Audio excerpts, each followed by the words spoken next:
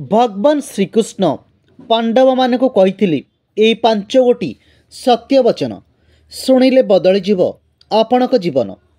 बंधुगण आपण मानक आम चैनल तरफ स्वागत जनाऊँ। द्वापर जुग परी कलिजुगर आरंभ होता।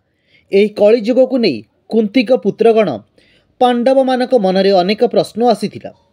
कलिजुगरे मनीषर दिन किपरि कटिबो, मनुष्यंक मध्यरे किपरि संपर्क स्थापन हेबो, एभली अनेक प्रश्न से मानक मनरे आसीथिला। एही प्रश्नर उत्तर पाइया पई से माने भगवान श्रीकृष्ण पाखक जाइथिले। या परे भगवान श्रीकृष्ण हसी देई 5 भाई को जंगल को पठाइथिले एवं सेठारे कौन घटना घटिला ताहा आसी वर्णना करिया पई कहिथिले। युधिष्ठिर जंगलरू आसी भगवान श्रीकृष्ण को कहले, प्रभु मु एक विचित्र दृश्य देखिली जे अनेक पशुपक्षी मध्य गोटे दुईटी सुंड थिबा हाथी थिला। एभली हाथी मु केबे मध्य देखि नथिली। भगवान श्रीकृष्ण हसी देई कहले, कलिजुगरे मनुष्य मध्य एभली दुईटी मन विशिष्ट होई जन्म हेबो। मनुष्य मनरे गोटे कथा रखी मुहरे अन्य कथा कहबो। मनुष्य सर्वदा जीवन में संदेह घेर रहिबो। भीम जंगलरू आसी भगवान श्रीकृष्ण को कहले, प्रभु मु एक आश्चर्यजनक दृश्य देखिली। गोटे गाई तार बाछुरी की बहुत स्नेह करुची। या द्वारा गाईर क्षीर बदल रे रक्त बाहरुची। यह शुणी भगवान श्रीकृष्ण कहले, कलिजुगरे पितामातांकर अत्यधिक स्नेह जोगु तांक संतान माने विकसित होई परिबे नाही।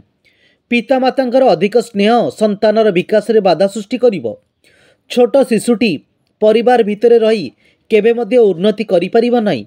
अन्य कहा पुओ साधु हेले समस्ते तार दर्शन करिवे एवं जुआर करिवे, किंतु निज पुओ साधु हेले पितामाता चिंतारे भांगी जिवे। जंगलरू आसी अर्जुन तांक सखा भगवान श्रीकृष्ण को कहले, प्रभु मु जंगल रे एक विरल दृश्य देखिली। गोटे पक्षीर देहरे वेदमंत्र लेखा होई जाइछि ओ किंतु सेही पक्षी मांस भक्षण करुछि।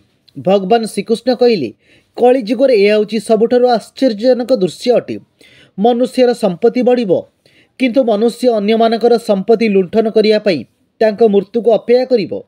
मनुष्य धन पई लोभी होइजिबो।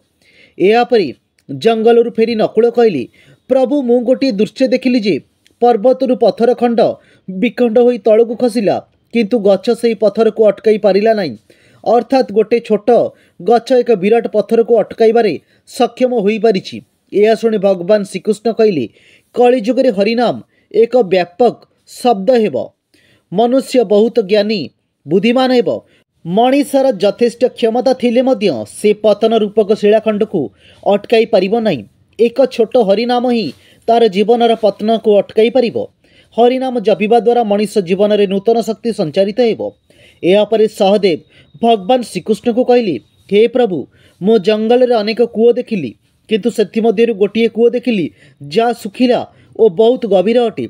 यह शुणी भगवान श्रीकृष्ण कहले, कलिजुगरे मनीष निजर सुविधा पाई बहुत खर्च करिवो, उत्सर्गरे धन खर्च करिवो किंतु असहाय लोक को साहाय्य करिवो नाही। अन्यर भोकर अग्नि को कौनसी धन्यवान लोक बुझी पारिबो नाही। तेबे बंधुगण यही 5टी सत्य को भगवान श्रीकृष्ण कहिथिले।